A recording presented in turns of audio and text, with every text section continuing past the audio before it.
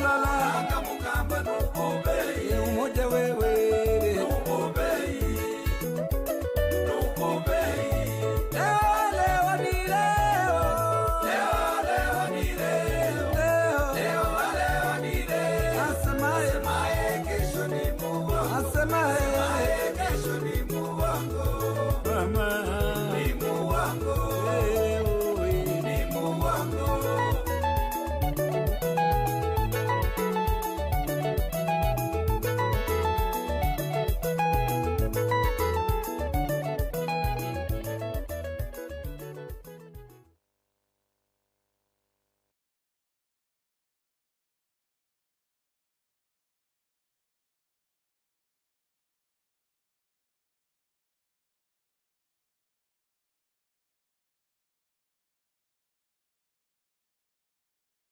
Na nimesema kila familia ambaye hawana mapato, kama kuna njaa na chochote, kila mwezi watapata shilingi 6,000 kutoka kwa serikali.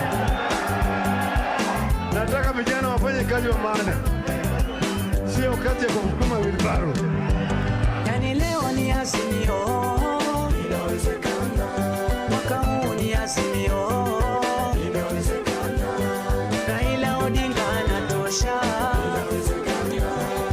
Boga Safina wanatosha yani leo ni Azimio mwaka huu ni Azimio Raila Odinga anatosha Boga Safina wanatosha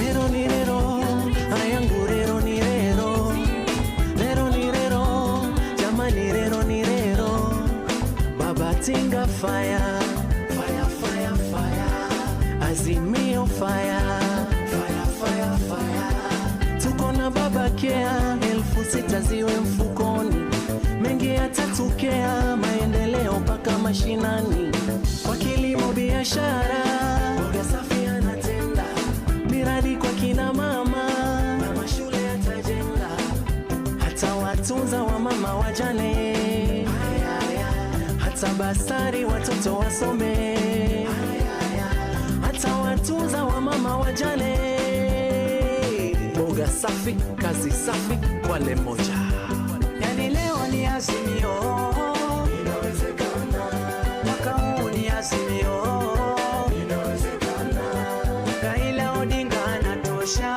inawezekana Boga Safina wanatosha inawezekana yani leo ni Azimio inawezekana mwaka huu ni Azimio inawezekana Raila Odinga anatosha inawezekana Boga Safina wanatosha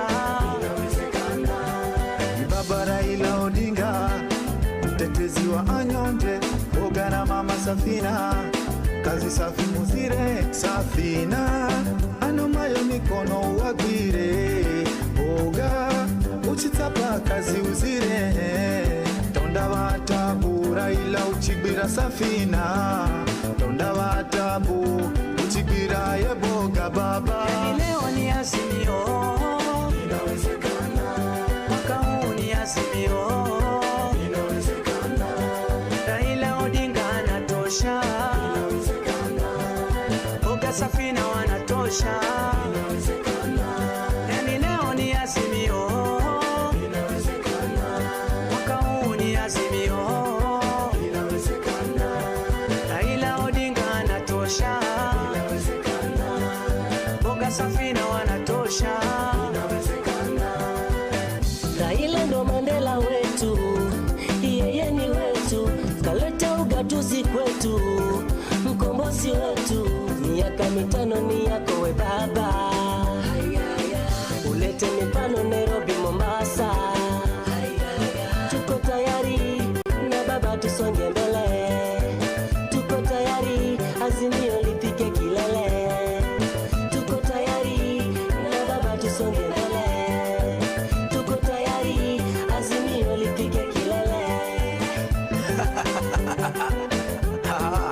Ili ndilo jeshi la baba Raila Amolo Odinga, tukiwa na mama Mama Charity Ngilu, Martha Karua, Peter Kenneth, Kanini Kega, James Orengo, Kalonzo Musyoka, Junet Mohamed, na bila kusahau Hassan Adjo 001.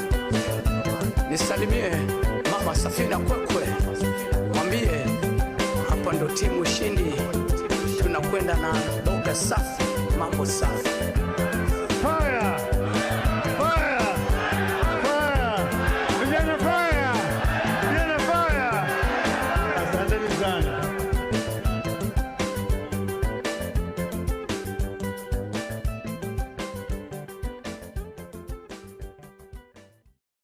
Na nimesema kila familia ambaye hawana mapato, kama kuna njaa na chochote, kila mwezi watapata shilingi 6,000 kutoka kwa serikali.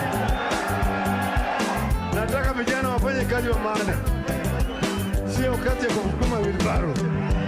Yani leo ni Azimio, Inawezekana, mwaka huu ni Azimio, inawezekana, Raila Odinga anatosha, inawezekana, boga Safina wanatosha. inawezekana, Yani leo ni Azimio, inawezekana, mwaka huu ni Azimio, inawezekana, Raila Odinga anatosha, inawezekana, boga Safina wanatosha. inawezekana. Rero ni rero, ayangu rero ni rero.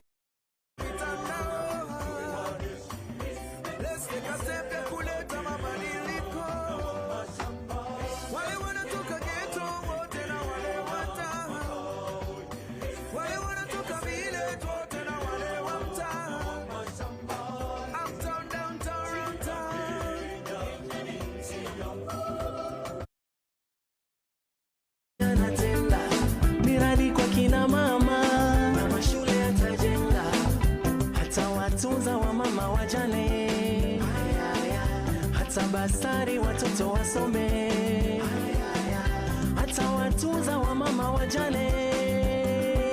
Boga safi, kazi safi, wale moja. Yani leo ni Azimio, Inawezekana, mwaka huu ni Azimio, inawezekana, Raila Odinga anatosha, inawezekana, boga Safina wanatosha. inawezekana, Yani leo ni Azimio, inawezekana, mwaka huu ni Azimio, inawezekana, Raila Odinga anatosha, inawezekana, boga Safina wanatosha. inawezekana. Ni Baba Raila Odinga, mtetezi wa anyonge, boga na Mama Safina, kazi safi muzire Safina, anomayo mikono wagwire, boga uchitapa kazi uzire, tonda watabu Raila uchibira Safina, tonda watabu uchibira ye boga baba. Yani leo ni Azimio, Inawezekana, mwaka huu ni Azimio, inawezekana, Raila Odinga anatosha, inawezekana, boga Safina wanatosha. inawezekana, Yani leo ni Azimio, inawezekana, mwaka huu ni Azimio, inawezekana, Raila Odinga anatosha, inawezekana, boga Safina wanatosha. inawezekana. Raila ndo Mandela wetu, yeye ni wetu, kaleta ugatuzi kwetu, mkombozi wetu. Miaka mitano ni yako we baba, ulete mifano Nairobi, Mombasa. Tuko tayari na baba, tusonge mbele, tuko tayari Azimio lifike kilele, tuko tayari na baba, tusonge mbele, tuko tayari Azimio lifike kilele. Hili ndilo jeshi la baba Raila Amolo Odinga, tukiwa na Mama Charity Ngilu, Martha Karua, Peter Kenneth, Kanini Kega, James Orengo, Kalonzo Musyoka, Junet Mohamed, na bila kusahau Asana Adjo 001. Nisalimie Mama Safina Kwekwe, mwambie hapa ndo timu ushindi, tunakwenda na boga safi, mambo safi. Fire! Fire! Fire! Vijana fire! Vijana fire! Asanteni sana.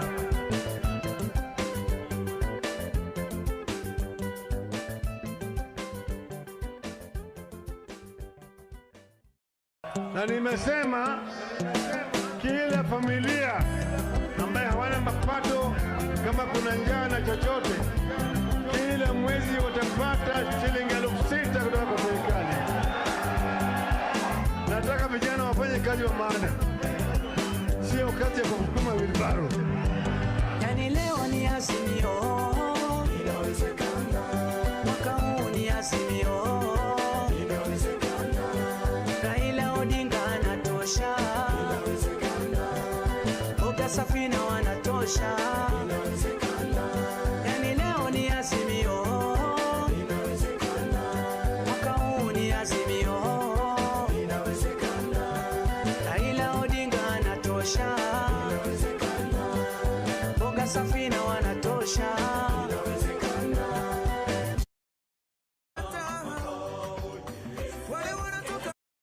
Rero, jamani rero ni rero, Baba Tinga fire, fire, fire, fire, Azimio fire, fire, fire, fire. Tuko na Baba Kea, 6,000 ziwe mfukoni, mengi yatatokea, maendeleo mpaka mashinani, kwa kilimo biashara, boga safi anatenda, miradi kwa kina mama, na mashule yatajenga, hata watunza wa mama wajane, hata basari watoto wasome, hata watunza wa mama wajane.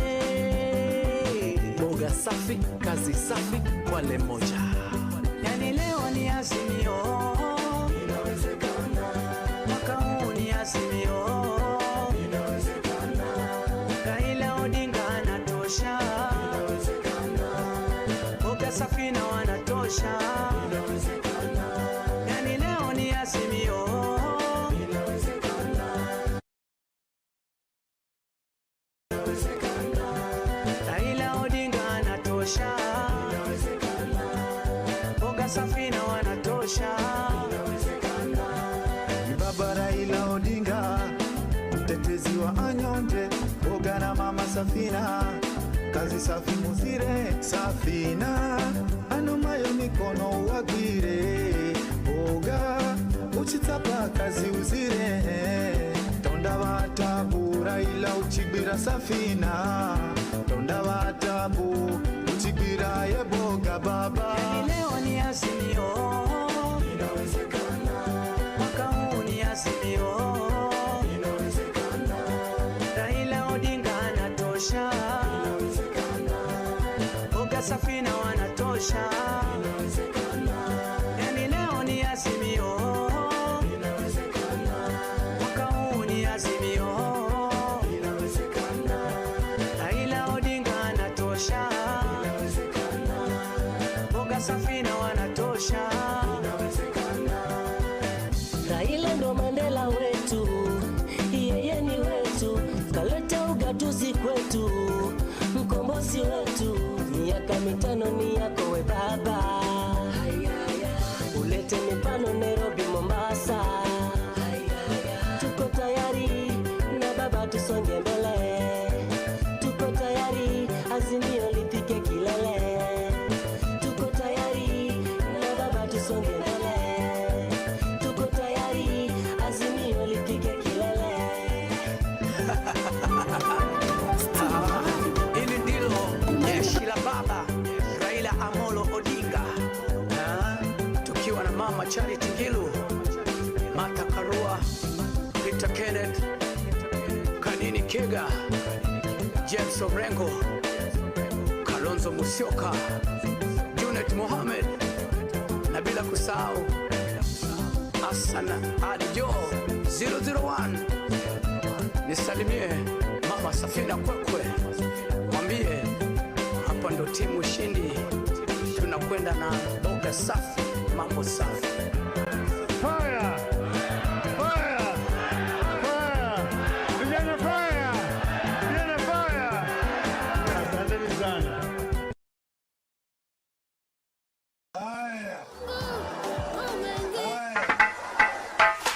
A main switch production. Plaza, Baba. Ay, ay, ay, ay, ay, ay, ay, ay, ay, ay, ay. Sini wa Baba, Baba. Jeshi ya Baba, Baba. Sini wa Baba, Baba. Jeshi ya Baba, Baba. Sini wa Baba, Baba. Baba, jeshi ya Baba, Baba, Baba, sini wa Baba, Baba, Baba, jeshi ya Baba, Baba, Baba, sini wa Baba. Ay,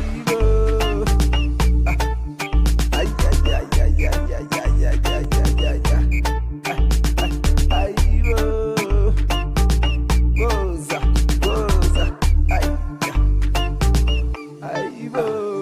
Baba, sini wa Baba, Baba, Baba, jeshi ya Baba, Baba, Baba, sini wa Baba, Baba, Baba, jeshi ya Baba, Baba, Baba, Baba, jeshi ya Baba, Baba, sini wa Baba, Baba, jeshi ya Baba, Baba, sini wa Baba, Baba, Baba, jeshi ya Baba, Baba, Baba, sini wa Baba, Baba, Baba, jeshi ya Baba.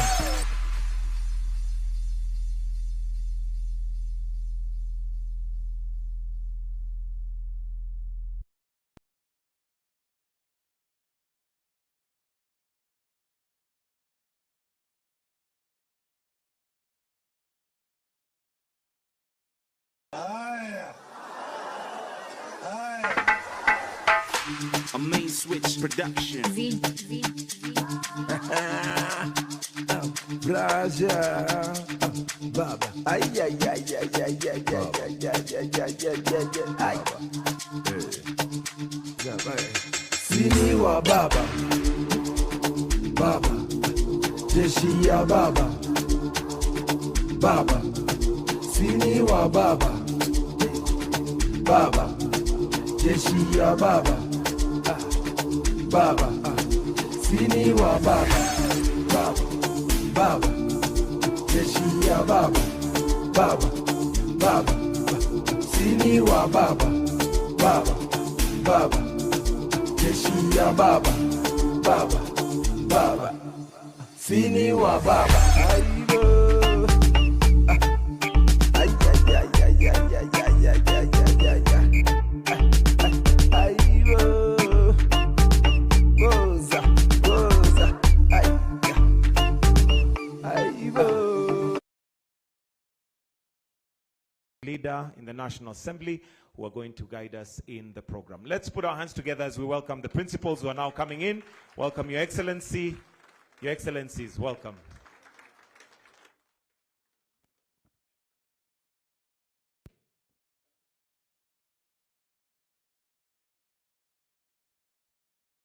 And please let us all remain standing. We will try to make this thing very brief. And before we do anything, we need to put everything before the good Lord.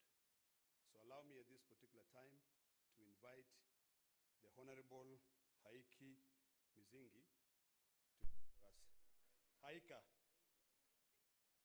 Lydia Haika, Mheshimiwa, come and pray for us.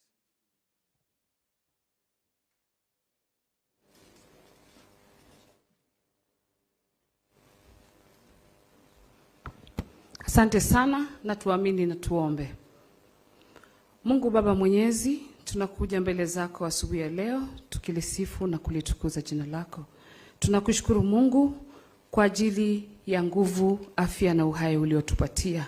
Tunakushukuru pia kwa ajili ya nchi yetu Kenya na viongozi wote uliotupatia.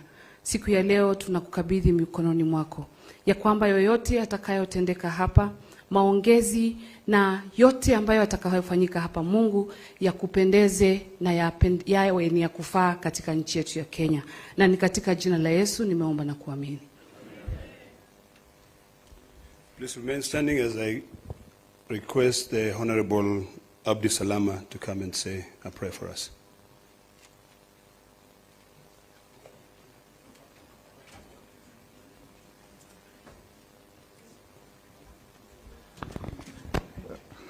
أعوذ بالله من الشيطان الرجيم. بسم الله الرحمن الرحيم. In the name of Allah, the entirely merciful, the specially merciful. Ar-Rahman Ar-Rahim.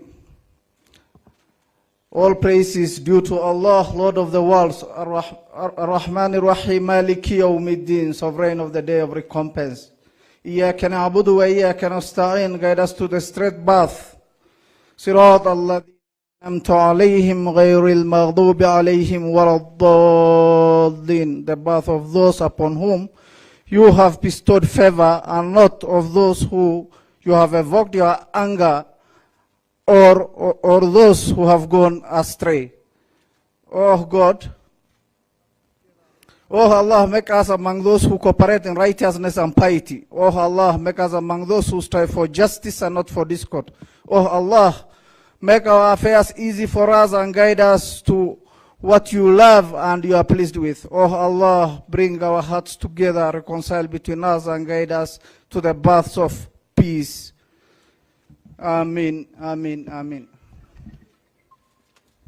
Please kindly remain standing for our national anthem.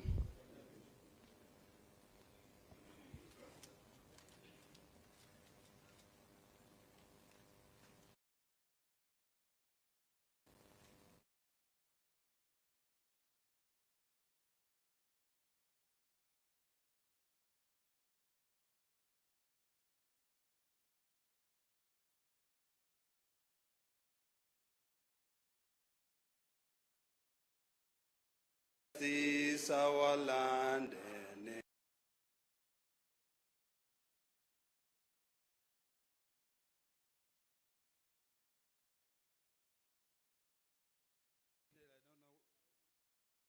don't know how to sing the East African national anthem. Allow me East African national anthem. But because this is a party affair, na leo hii ndio mimi nimekubali baba ni baba ya kila mtu kweli. Now, allow me to request the two Secretary Generals, the distinguished senator, the former senator, but actually still a senator, the SG Omar Hassan, to be able to come in front. I would also request SG Edwin Sifuna, Senator, CBS.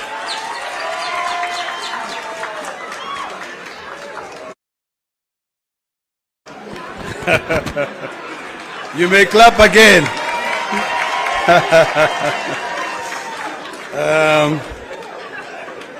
Very good. All right. All right. Thank you. Thank you. Thank you. Now listen. You know, mimi nimwambia baba ni baba ya nani? Kila mtu. Na sasa ukiona SG amesimama hapa, tupigie baba makofi.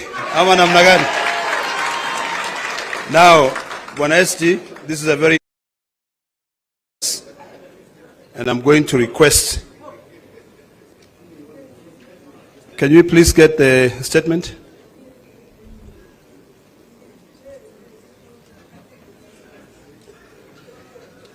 All right, very good. I'm going to request Senator Sifuna, CBS, to be able to read the first 5 stanzas, and then you can be able to, paragraphs, and then I can invite the colonel. Thank you, Senator Ledama. Your Excellencies, the President, I've been requested to pause.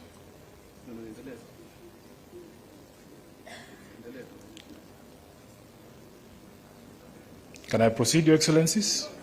Okay.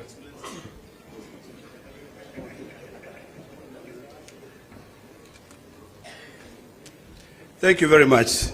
Mwambia baba ni baba ya kila mtu. So baba akisema fanya hivi lazima mfanye hivyo. I think all of you know where we have come from. Today is a very important day for all of us because the unity of this country is greater than the interests of any of us. And when you see me standing here, it means a lot to me. But I've decided to follow the footstep of our two very distinguished and eminent leaders in this republic, to be able to bring the entire country together so that we can do away with a constant fight. So today, from the wisdom of His Excellency, President William R. Ruto, and His Excellency, Right Honorable Prime Minister, they have sat down together and agreed that it's about time for us to end all these bickering, all these fights, and put this country first. I want to appreciate the wisdom of these two leaders. I want to thank them. And I want to remind them that this generation and the generations to come will be able to remember this occasion. It has taken a lot, trust me. But patience is everything. I actually never thought that I'll be standing here today to be able to usher in my two SGs. Unajua rungu yangu ilivunjika bwana. Lakini mbele is the most important. Unajua mali ilivunjika Junet. But today we are here to sign, or the two leaders will be signing an expression of interest to work together. It is imperative that we all find areas that we can be able to work together, and I believe that the details will be provided with you in time. So without wasting so much time, let me now take this opportunity to invite the distinguished senator from Nairobi, SG Edwin Sifuna, CBS, to be able to read the first 5 paragraphs. And I would kindly request you to actually remain silent so that you can internalize and you can be able to demystify the meaning of this agreement. Welcome, Banasia. Thank you, Senator Ledama, Your Excellency the President, Your Excellency Prime Minister Raila Odinga, Your Excellency the Deputy President, all leaders present here, all protocols observed. My name is Edwin Sifuna. I am the Senator of Nairobi, and I am standing here in my capacity as the Secretary General of the Orange Democratic Movement. Your Excellency, in the capacity as SG, I have certain constitutional duties, and that is why I'm standing here to execute those duties in accordance with the Constitution of ODM. We have taken the liberty to read out this Memorandum of Understanding so that we are all clear on what it is and what it is not. We are all clear on what it is and what it is not. As SG, I want to confirm that this document has been processed through the relevant party organs. And Your Excellency, I have here in this room members of the party's central committee who I'll just request to stand up so that they confirm that this is a decision of an organ of the party. Please stand up if you're a member of the Central Committee of ODM. Thank you very much. You may be seated. We are going to take turns with my counterpart to read out this MOU. It is titled Memorandum of Understanding to Resolve the Social, Economic and Political Challenges Facing Kenya 2025. Realizing that Kenya has gone through a long period of political crisis and conflict that has hampered the nation's potential for development and improving the livelihoods of our people. Noting that such crises have often resulted into demonstrations by our people demanding their rights, with the state often resulting to brutal suppression of such demonstrations that unfortunately lead to loss of life as well as property. Acknowledging that the nation will not develop without reinforcing democratic governance and the rule of law, conscious that the decay in democratic governance is expressed through skewed allocation of resources, ethnic intolerance and marginalization, corruption, and noting that devolution, though intended to strengthen democratic governance and development at the grassroots, is systematically undermined and starved of funds. Now, therefore, His Excellency President Dr. William Samoei Ruto, CGH, and the Right Honorable Raila Odinga, EGH, being the party leaders of the largest political parties in Kenya and bearing the greatest political responsibility, acknowledge the need in setting up a broad platform for collaboration and cooperation between all political forces and other stakeholders in the Kenyan society to address these long-standing challenges that threaten our nationhood.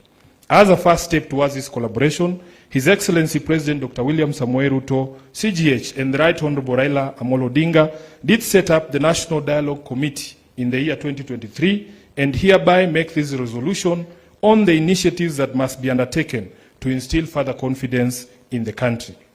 While this memorandum does not define the formation of a political coalition between the respective political parties, its successful implementation will inform the basis of steps towards the establishment of a progressive and stable country. Now, therefore, the two leaders commit and resolve to collaborate and cooperate with each other by conducting broad-based consultations between themselves on the key issues identified below. Number one, the full implementation of the National Dialogue Committee report, the NADCO report. Priority issues in the NADCO process, like the cost of living, youth unemployment, establishing a framework for the implementation of the 2/3 gender rule, have been the topics of discussion for far too long and now must be actualized. Number two, inclusivity in all spheres of public life. Kenya belongs to all persons, regardless of their ethnicity, religion, generation, or geographic location. All Kenyans are equal and all are entitled to an equitable budgetary resource allocation and opportunities in public appointments. Further, though the Constitution of Kenya is clear on the rights of minorities and the marginalized people in the country, not enough has been done almost 15 years later to uphold these rights by fully implementing the provisions of the Constitution. Third, protecting and strengthening devolution. Devolution must continue to be protected from any possibility of clawback on devolved functions, and more effort must be put at devolving all funds allocated to a devolved function, increasing budgetary allocation to counties, and ensuring the timely and predictable disbursement of devolved funds.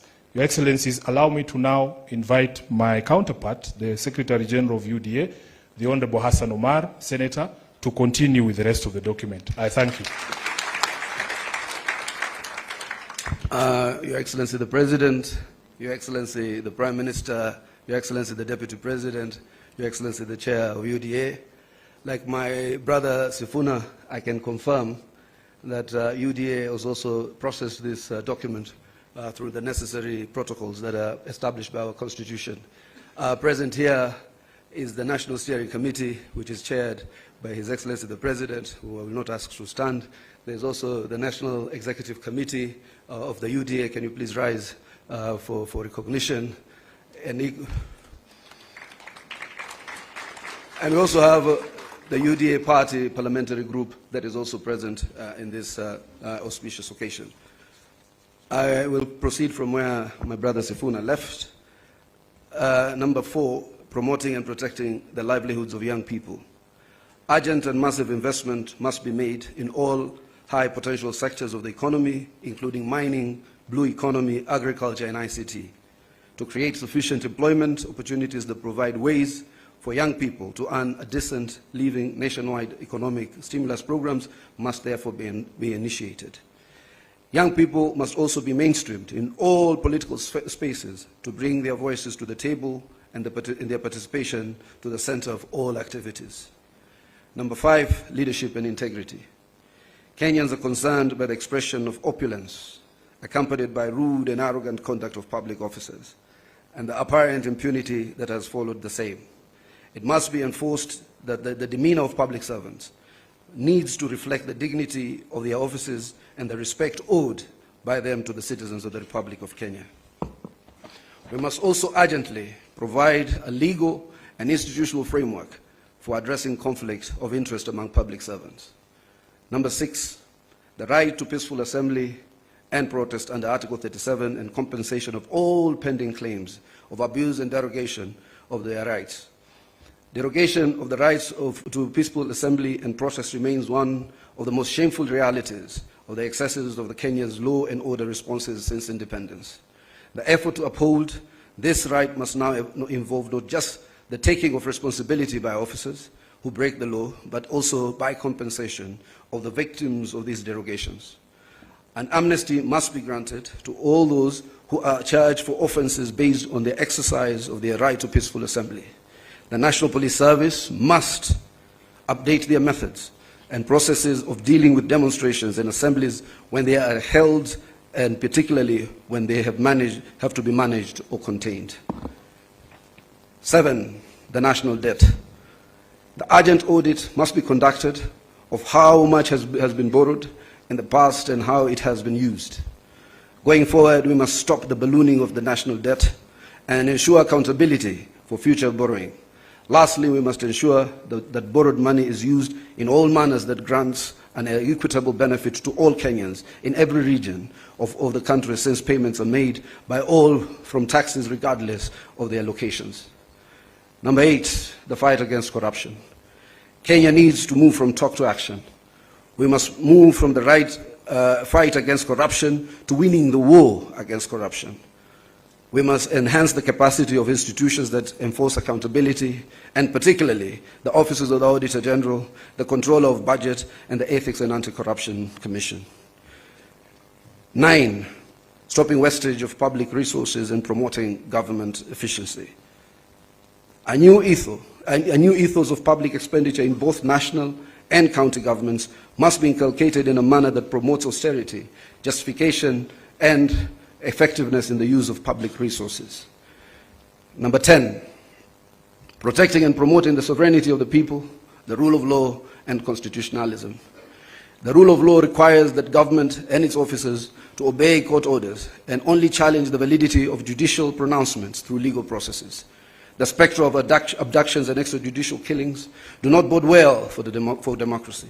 Suppression of constitutional freedoms, including speech, expression, assembly, and media, must stop.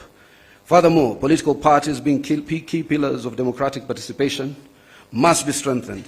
The two leaders resolve to respect the identity and integrity of all political parties and to ensure respect and implementation of the provisions of the Political Parties Act.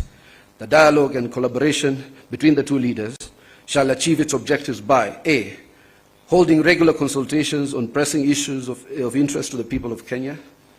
B, exchanging expertise and information on the best practices in governance and of the Republic of Kenya. Let me read that again. Exchanging expertise and information on best practices in the governance of the Republic of Kenya.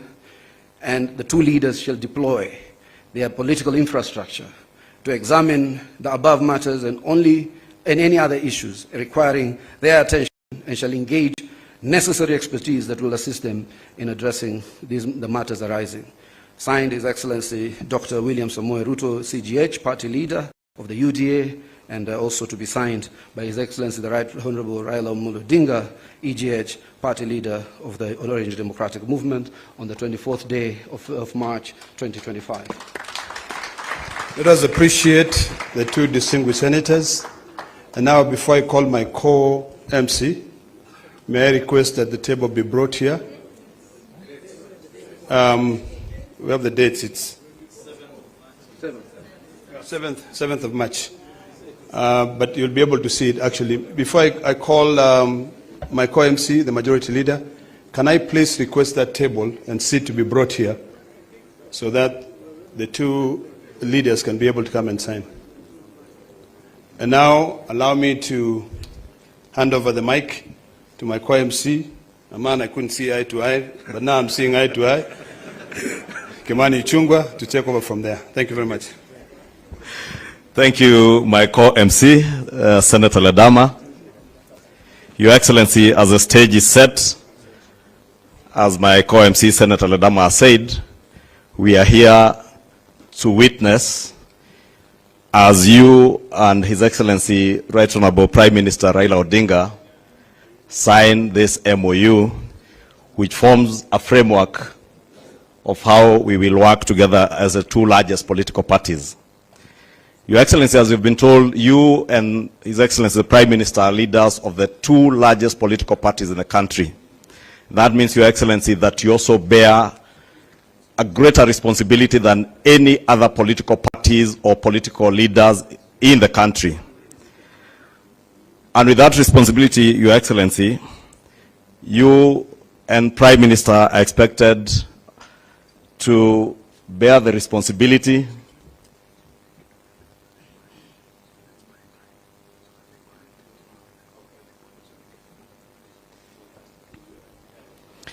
Thank you, Your Excellency. Your Excellency, I was saying, because you are leading the two largest political parties in the country, you also bear a greater responsibility to Kenyans and to the world. And part of that great responsibility is to ensure the unity of our country and the prosperity of our country.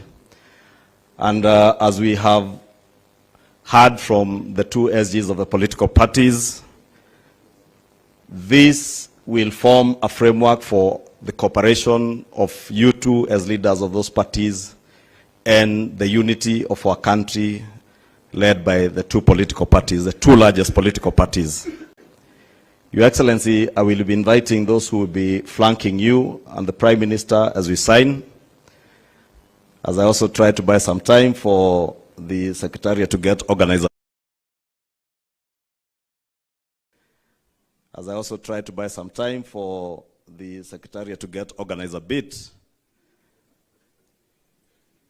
And I will be asking that the leaders who will be flanking you as you sign, I will invite them to stage, and thereafter, after the signing ceremony, we will ask all the leaders that are invited up here to retreat back to their seats. And I will then invite just a few people to speak, led by the chairs of the two political parties. And Your Excellencies, you know that these two largest national political parties, ODM and UDA, are also led and have chairs who are ladies. And that has ensured that even as that have begun the mainstreaming of getting our women leaders mainstreamed in our political leadership. Without much ado, Your Excellency, allow me, since I have the SGs here, to invite the two chairs, Governor, Your Excellency, Governor Gladys Wanga, and Your Excellency Cecily Mbarire, our two chairs. Allow me also to invite the parliamentary leadership. In the Senate, I see the Honorable Ledama already on stage representing Honorable Madzayo. Let me invite Senator Aaron Cheruyot, the leader of the majority in the Senate. I am already on stage, so I will invite the Honorable Junet Mohammed, my compatriot and colleague in the National Assembly. Allow me also to invite the acting party leader of ODM and governor for Kisumu, Professor Anyang' Nyong'o, to the stage. And also invite the deputy party leader and deputy president, Professor Kithure Kindiki, on stage.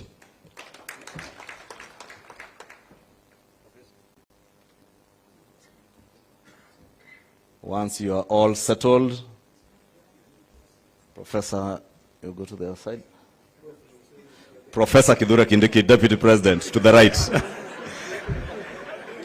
You can also see these two largest political parties are the only parties with professors in their leadership and have women chairs.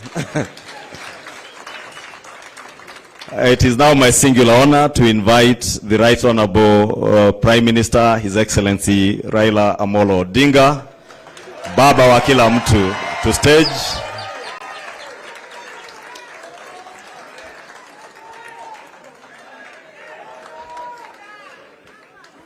Another round of applause for Baba wa kila mtu.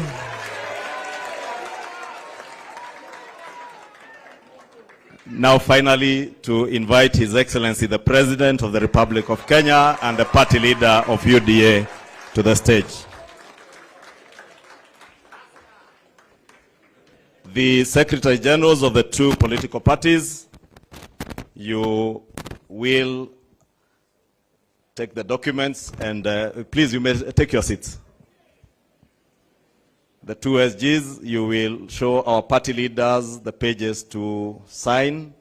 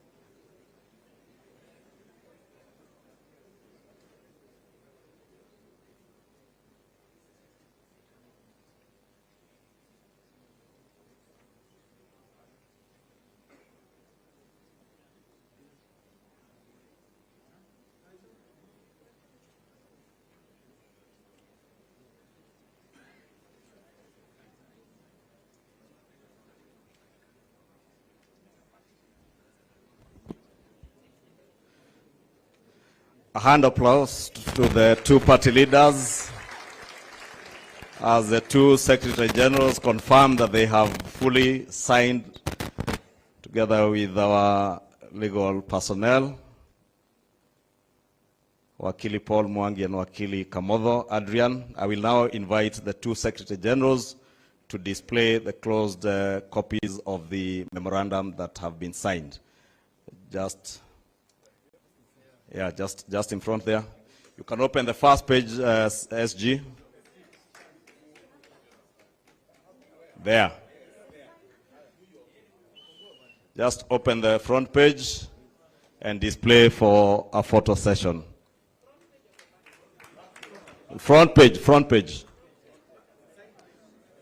Front page. A hand of applause. I will now ask Your Excellencies to be the first to take your seats.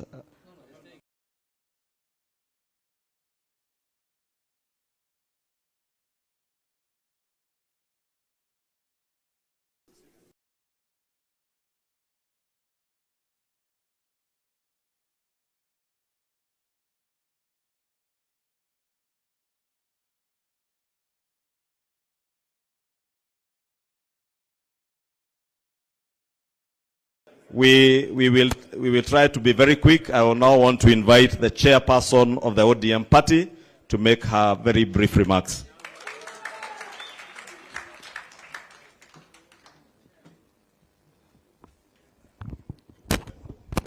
Your Excellency, President of the Republic of Kenya, Your Excellency, Dr. William Ruto, Your Excellency, Right Honorable Prime Minister, and my party leader, Raila Odinga, all protocols observed. Your Excellency, the Deputy President. The unity and stability of this country and the prosperity is not the responsibility of a few. It's the responsibility of all of us as a nation. And while we may have different political persuasions and come from different parts of the country and different schools of thought, nobody can fault unity. Nobody can fault equity. Nobody can fault not leaving anyone behind. Nobody can fault bringing this entire country together and making everybody in this country feel a part of this country. And that is why today this unity effort is appreciated. And I'd like to state it from my own school of thought, that this unity that you have put together today, Your Excellency, and my party leader, is not about the two of you. Because Baba here has seen it all. In fact, he has enough for his and all generations. His Excellency, the President, has sat on all positions. So, in my thinking, this unity is for the young people of this country. It's for all of us. It's for the women. It's for the marginalized. It's for those Kenyans who have felt like they have never been part of Kenya because have always been left behind. And let me state in conclusion, as the national chairman of the ODM party, and as I say, the largest party south of Sahara and north of River Limpopo, the ODM party, our party leader, and on behalf of this party, officials and members across the country, all 47 branches, we are behind this unity, we are behind this agreement, we will support it, we will support the broad-based arrangement, na tuko pamoja mpaka mwisho. Asante and God bless Kenya. Thank you, Governor Wanga. It's now my pleasure to invite my party chair and the governor for Embu, Honorable Sisi Limbarire, on stage.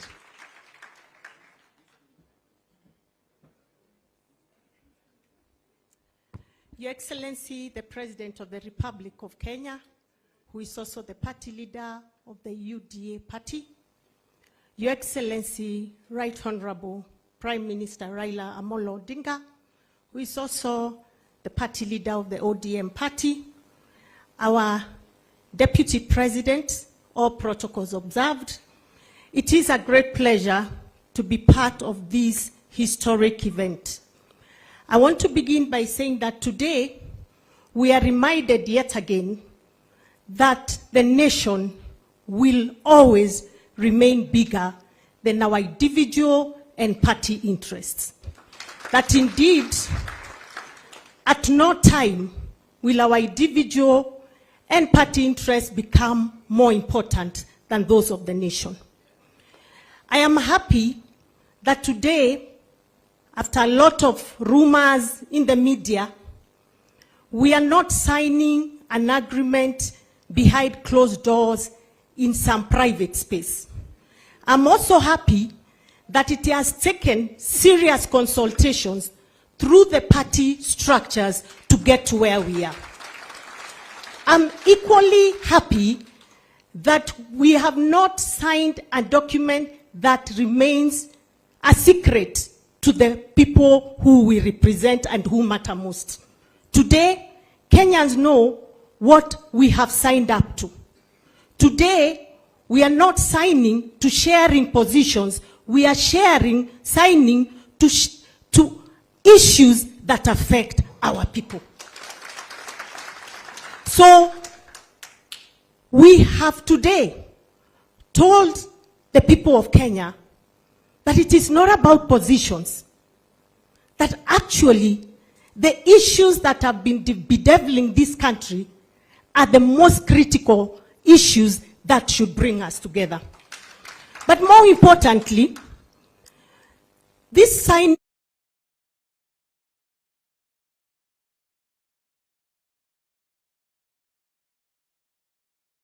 for me means a lot. Because what does it mean to me?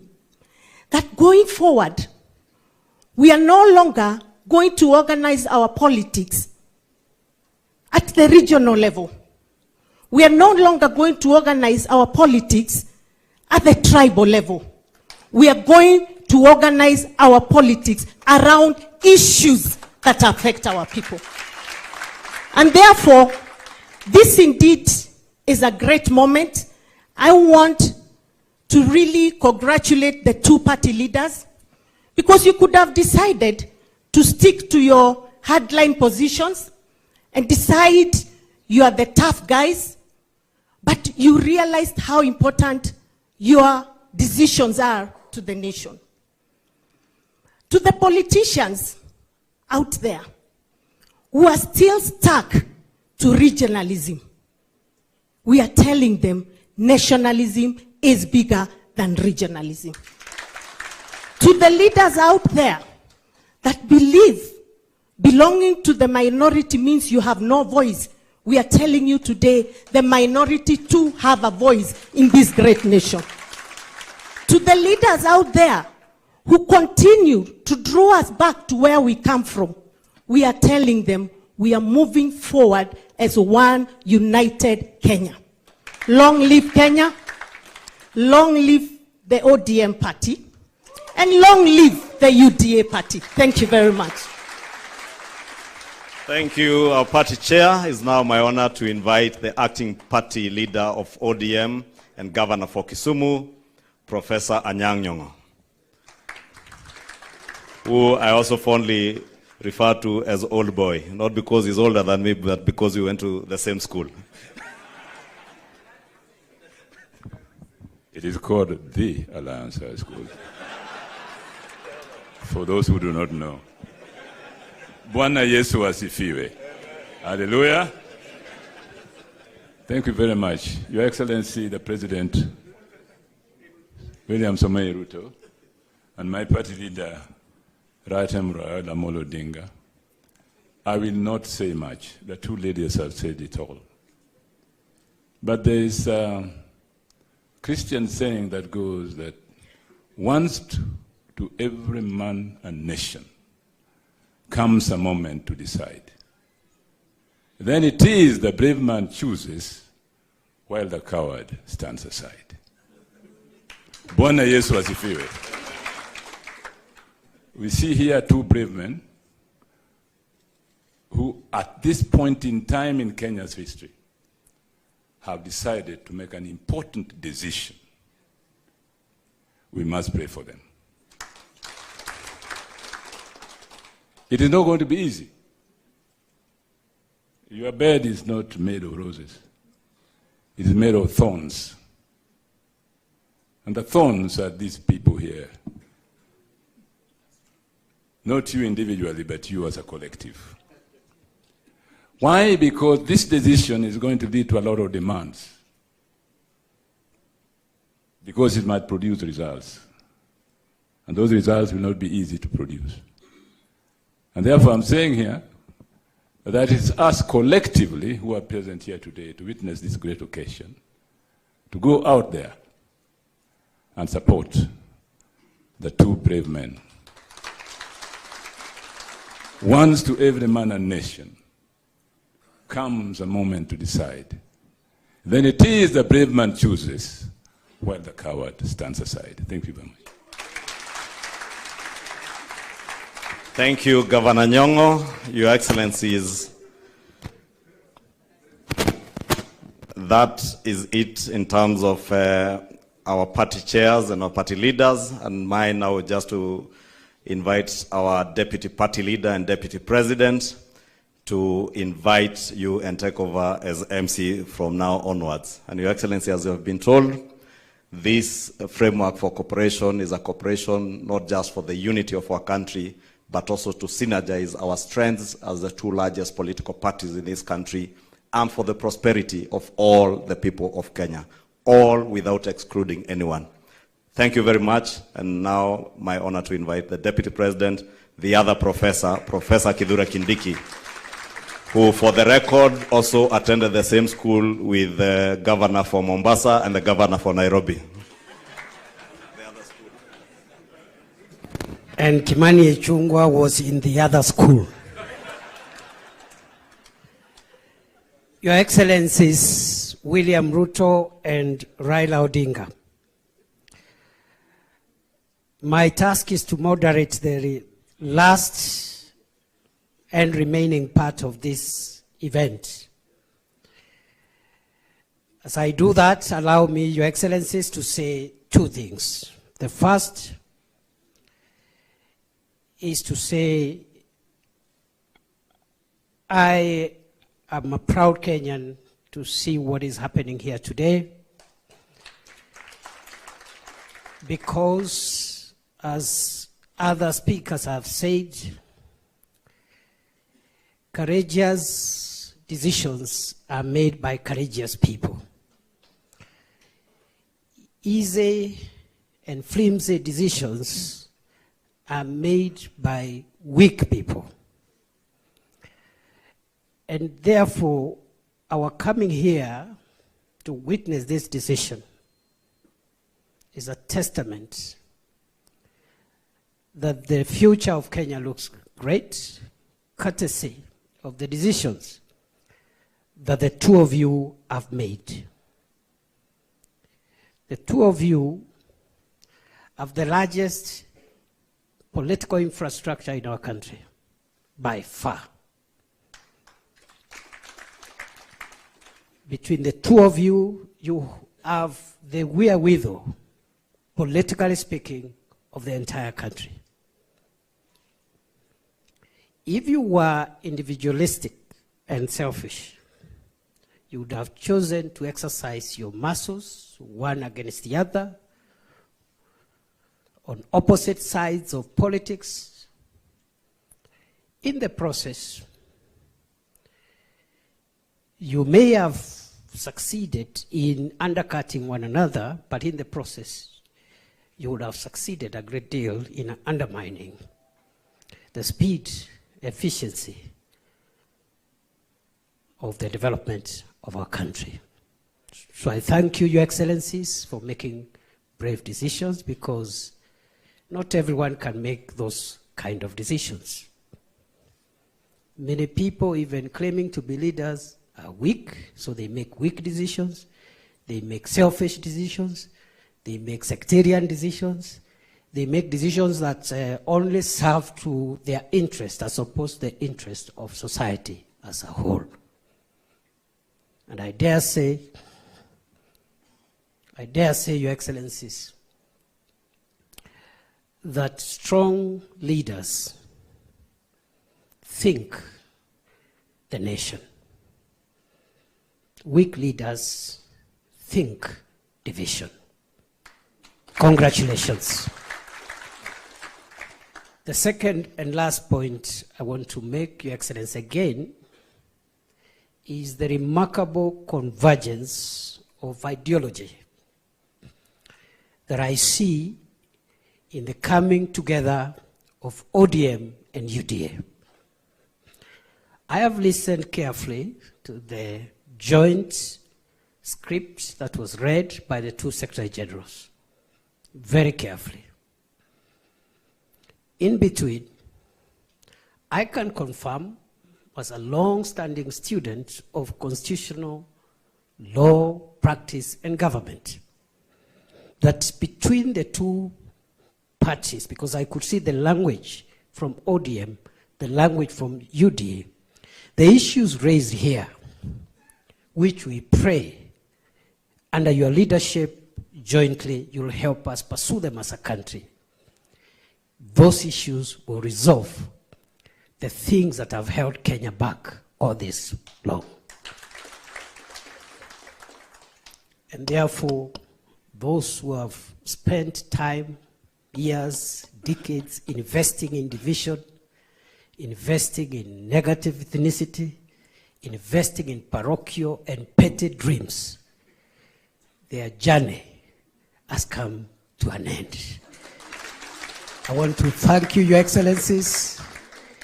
We wish you well, and I know I speak on behalf of all my colleagues from both ODM and UDA. We wish you well, because if you succeed in leading us, Kenya will succeed. Therefore, I am happy, Your Excellency, and allow me now, so that we climax this event with 2 speeches. And I'm going to invite the first speaker, Your Excellency, Raila Odinga. Welcome, Your Excellency.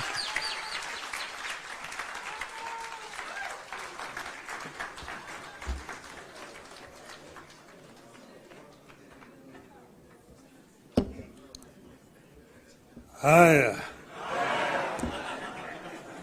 You may be seated. Thank you very much. Your Excellency, President William Ruto, who is also the party leader of UDA, leaders of the 2 political parties, ladies and gentlemen, Amjambo. The ODM people here. ODM. ODM.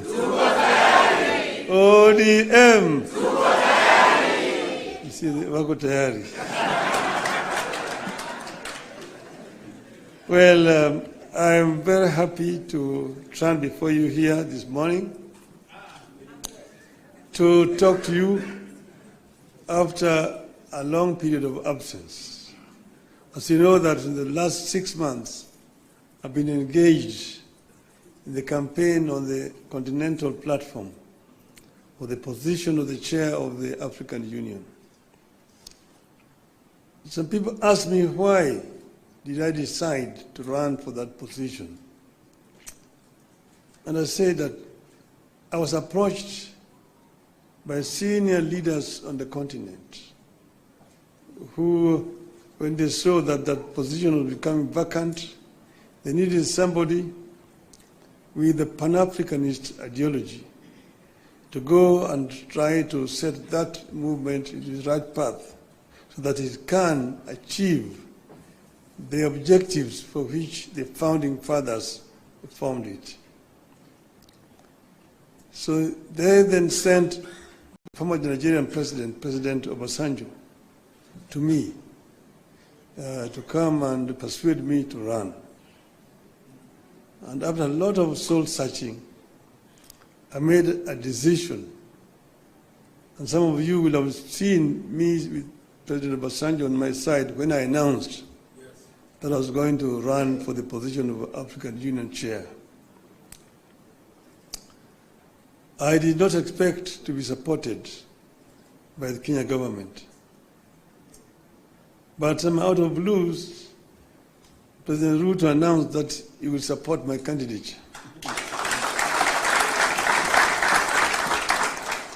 I thought this is the best way to get rid of him. Good riddance.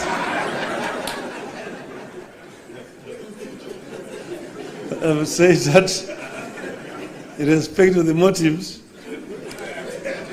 he actually was genuine because he followed that announcement by giving full support to my candidature.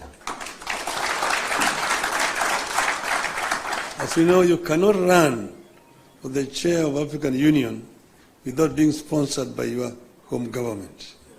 You cannot just sit somewhere there and say, Mimi ni Professor Kithure Kindiki, I want to be a chairman of African Union. You will not even be seen. Your name must be presented by a government official through the embassy of Kenya in Addis Ababa. And this they did. Not only that, they put also the machinery behind my campaign. And President Ruto himself called various presidents and made appointments for me, and also persuaded them to support my candidature. He himself invited a president from East Africa, here in Nairobi, to basically adopt me as a candidate for the Eastern region. And this they did. So Kenyan ambassadors in all those foreign countries were also informed and that they would support my candidature. And whenever I went to, they received me at the airport, took me to the hotels, and also took me to meet with the president. I was able to meet more than 40 presidents on the continent. And I traveled Africa from east to west, south to north, like never before. As you know that I have been the high representative of the AU on issues of infrastructure. So I'm not actually strange to these issues. I mean, as you know that our continent has suffered seriously from innovations from outside. First was the slave trade that took so many of able manpower across the shores to go and work in the building of Americas, both North America and South America. Some were taken to Arabia, some were incarcerated there and died there. So that was the first. Then came colonialism, where they went and set somewhere in Berlin and partitioned Africa according to their interests. British, French, Italian, Portuguese, and so on and so forth. So Africa has suffered seriously. That was colonialism. Then when Africans fought for independence, they granted it, but it was a flag. But then there was also neo-colonialism that came about, and Africa has continued to be marginalized. In Nairobi, so organized a prayer meeting for me in Bomas of Kenya. And they prayed for my success. And I told them that they were only going to do two outcomes in Addis. One, we would win, in which case we would have succeeded. The other one, we would lose, but we would also have succeeded. Because I told him, why? We will come back home. So east and or west, home is? West. So we are here. So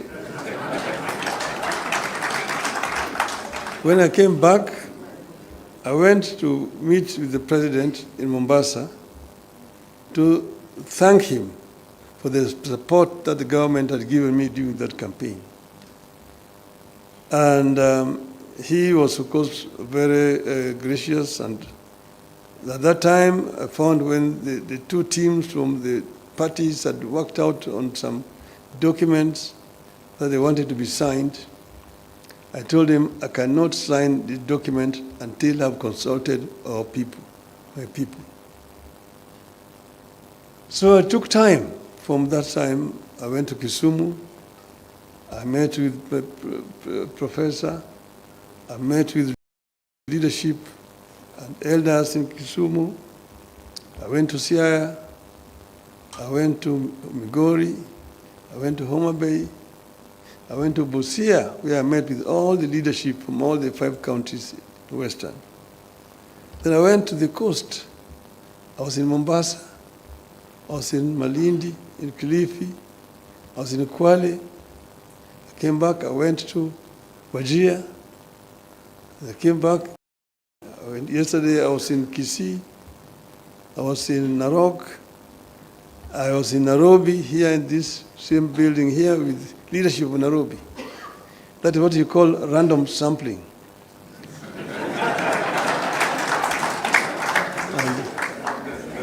I think I managed to get the feeling of my people, my supporters. And that's the reason why I am today able and confident to sign this document. So I want to say this of note. Today, you have signed a memorandum of understanding between Orange Democratic Movement and the United Democratic Alliance.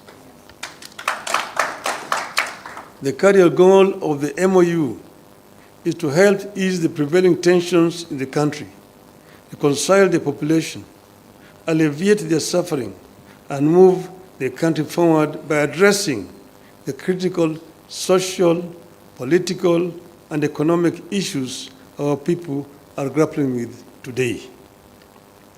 As leaders of the largest political parties in the country, we arrived at the understanding that in a time of significant changes and challenges to our nation, it is not enough to merely grandstand or stand aside and criticize, easy as those may be. They say, any madman can kick down a barn, but it takes a good carpenter to build one. We have agreed to help build a barn for our country, rather than merely kick down what we have. We have agreed to use our parties as a broad platform, bringing together various voices, opinions, and concerns to address the critical challenges facing the country through a formation that is truly national and inclusive in outlook. A core problem we agreed to prioritize is youth unemployment and resulting hopelessness that has made them easy fodder in political contests in which there is nothing tangible for them. In this MOU, we agree to embark on steps to realign the country's economic, social, and political priorities to address the youth agenda that has progressively fallen behind in the last 62 years of our independence. Through this MOU, we commit to uphold the Constitution, the rule of law, and respect for human rights. Importantly, we pledge to tackle unemployment, cost of living, crippling poverty, inequality, and failure of the institutions that have been eroded by inefficiency and corruption over the decades, making them unable to deliver to Kenyans. We seek a more equitable country in which all peoples of all backgrounds are included in the enjoyment of socio-economic benefits and are equal members of one indivisible nation. All Kenyans must feel that they belong here by right and the right to access, without any form of discrimination, whatever Kenya has to offer. We commit to protect and to strengthen devolution as a machinery for ensuring a more inclusive development across the country. In this regard, we will be tabling a proposal that the unbundling of functions that has been recently concluded, counties should get not less than 450 billion shillings in the 2025-2026 financial year. We will also seek the faithful flow of funds to political parties, being vehicles for the channeling of hopes and aspirations of the people. We will use this platform to revisit the constitutional provisions on leadership and integrity, corruption in public life, fundamental freedoms like free speech, protest and assembly, and preservation of the rule of law. We recognize that many of the issues this country is struggling with are as old as the country itself.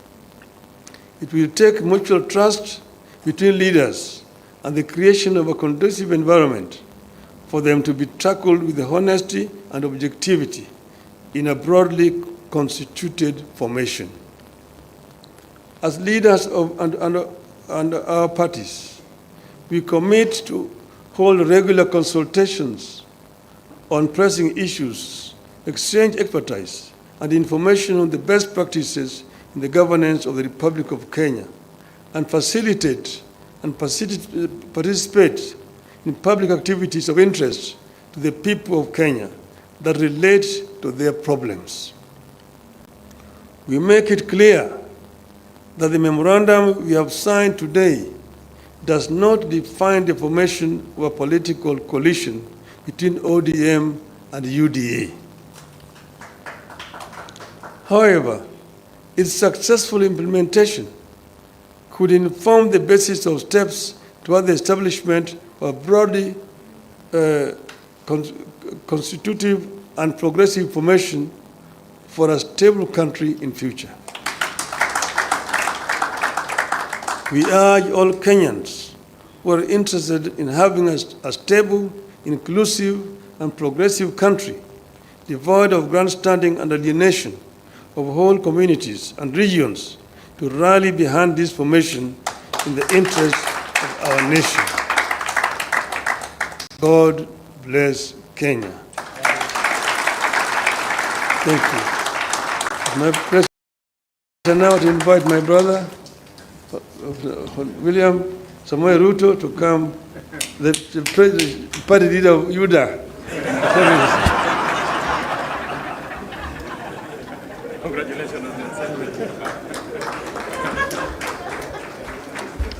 Thank you very much, the Honorable Prime Minister, and please let's take our seats.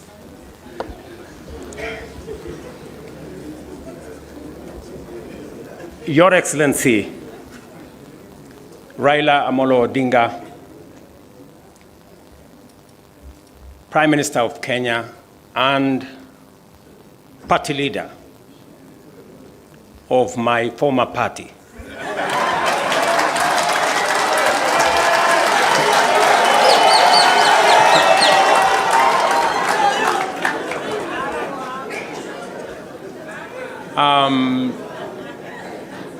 Your Excellency, the Deputy President of the Republic of Kenya, Excellencies, leaders of both UDA and ODM, distinguished ladies and gentlemen, good afternoon. Hamjambo.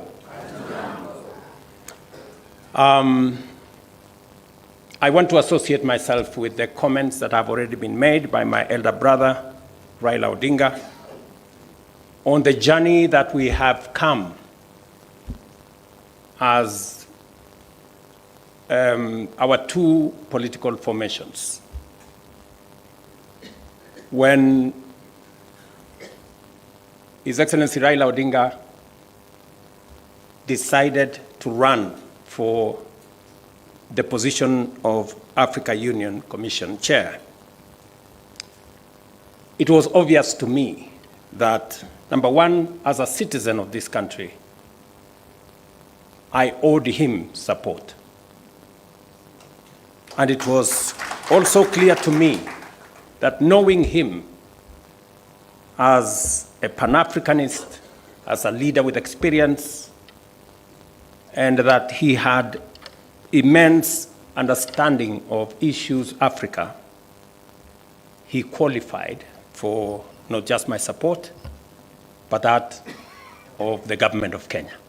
And that is why we went out of our way to support his candidature. As he has said, there were many propositions about his candidature. There are those who said my support for Raila Odinga was so that I could exit him from the stage. But there are those also who told me that by supporting the Honorable Raila Odinga and by him being the chair of Africa Union, I will be empowering him so that he can come and compete with me. And I had a very clear answer to them, that my support for Raila Odinga is not conditioned on him supporting me or him surrendering his aspirations for whatever reason. It was very clear to me that this support was deserved as a Kenyan. And I said then, and I will say again, that the Honorable Raila Odinga was a great candidate. He went out of his way. He ran a beautiful campaign.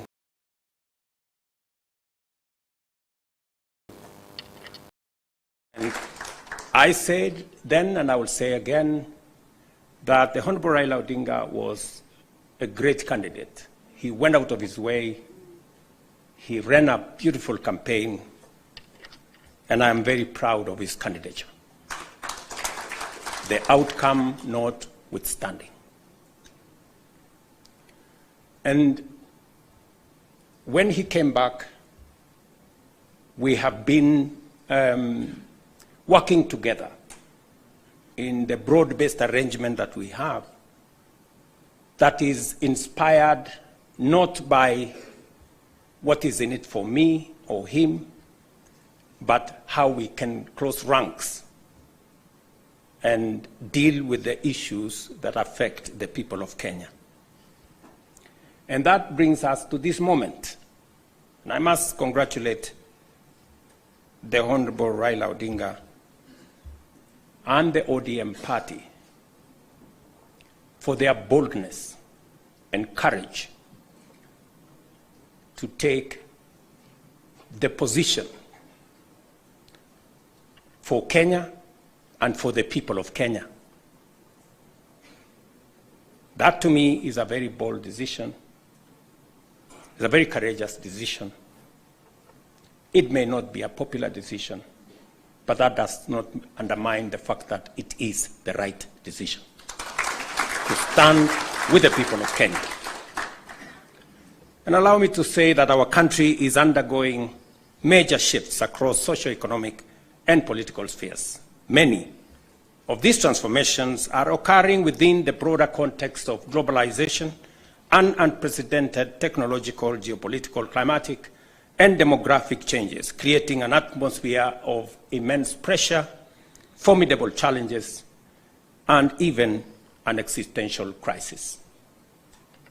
Never before have Kenyans expressed such a deep and widespread yearning for positive change and political, economic, and socio-economic transformation that leaves nobody, no community, no region, no religion behind. The expectation for fundamental progress is unanimous, consistent, intense, and universal across the nation. There is no one part of Kenya that does not yearn for progress and transformation.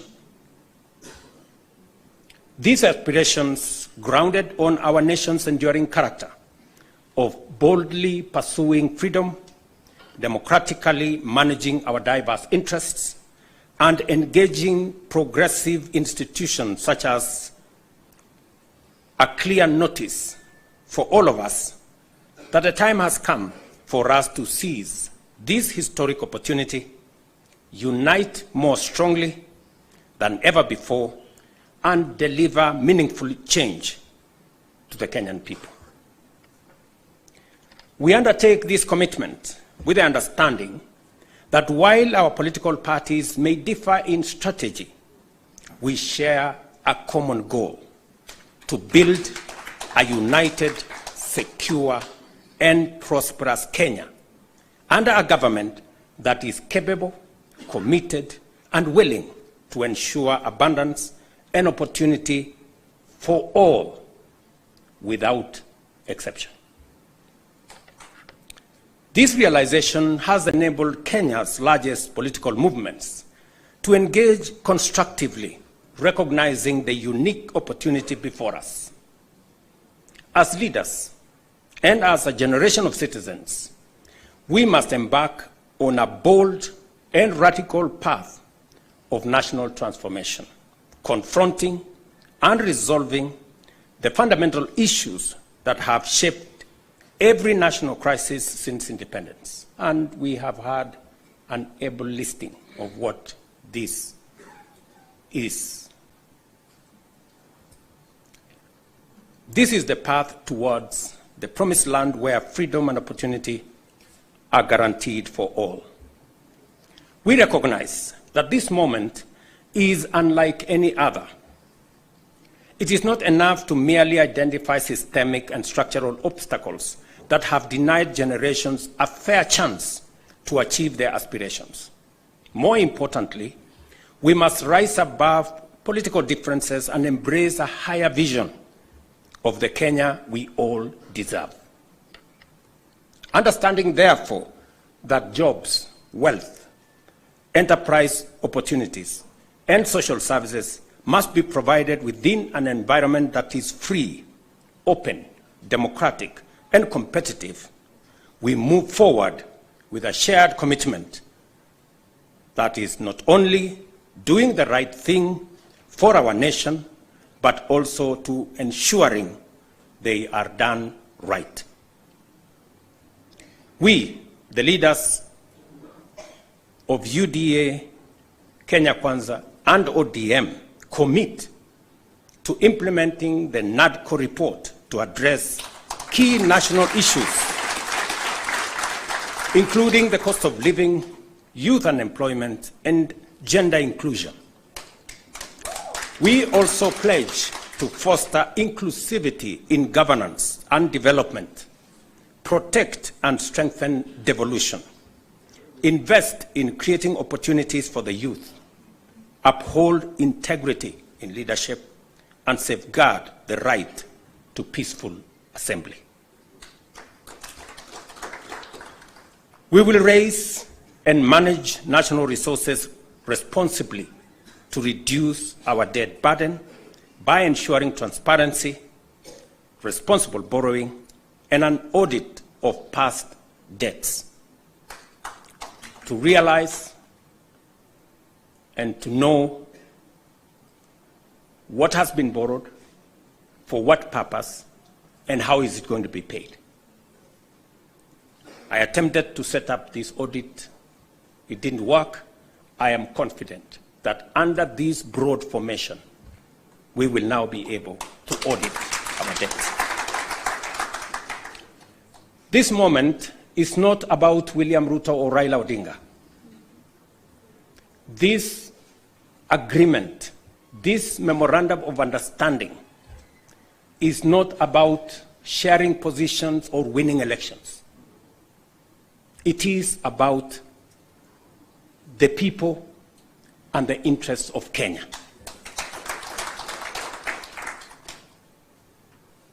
That is what is significant. To me, the interests of this great nation. We have talked about Kenya of potential for far too long. It is now time that we close ranks as leaders, because this nation can succeed. We have what it takes to be a great nation.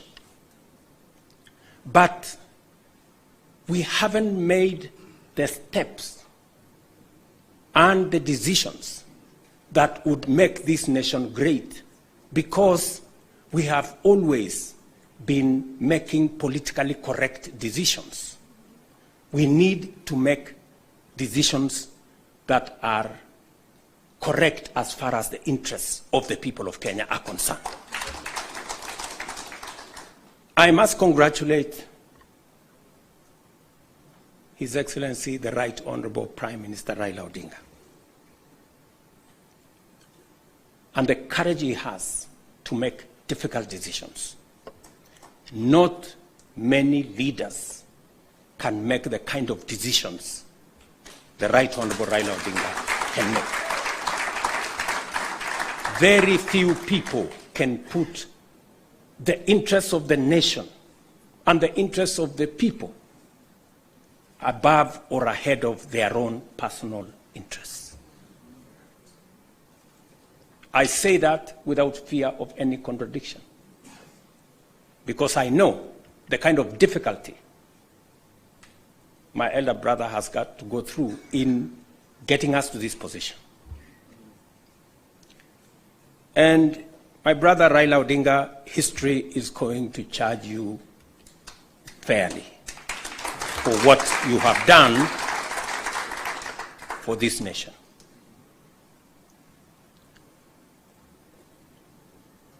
Immediately after the elections, several months after the elections, I called my brother And I told him, you have been my party leader. You have been my senior. Today, by God's grace, I'm president. I want you to be treated well.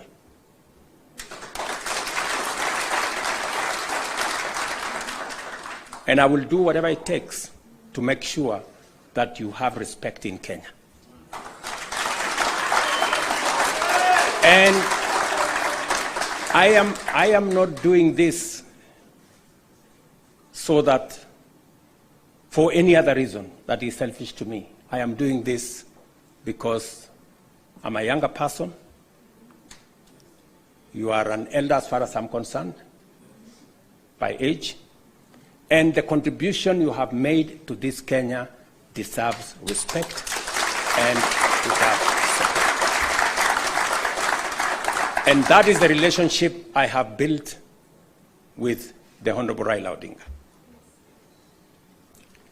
And I am very clear in my mind that going into the future, it will take more than Raila Odinga and myself. It will take every one of us to pull this country together and to achieve the things that will change Kenya for the better. Let me say this, that equally we will fight corruption decisively, eliminate public resource wastage, and uphold the rule of law and constitutionalism, ensuring that government officials respect judicial decisions and protect the rights of all citizens. Our collective goal is a just, equitable, and prosperous Kenya for all of us. Thank you very much to all of you. May God bless our great country, Kenya. Asanteni sana.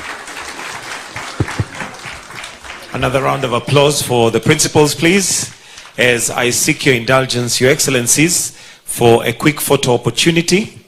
If we can kindly just move the tables, if you'll just give us a minute to move the tables, we'll have a quick photo opportunity, starting with the two principals.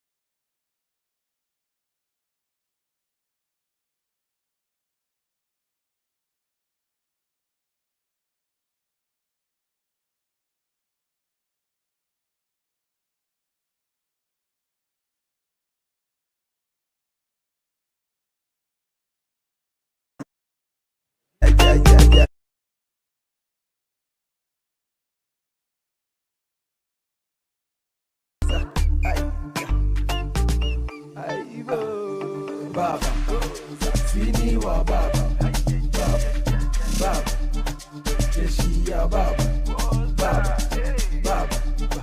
Fini wa Baba, Baba, Jeshia Baba, Baba.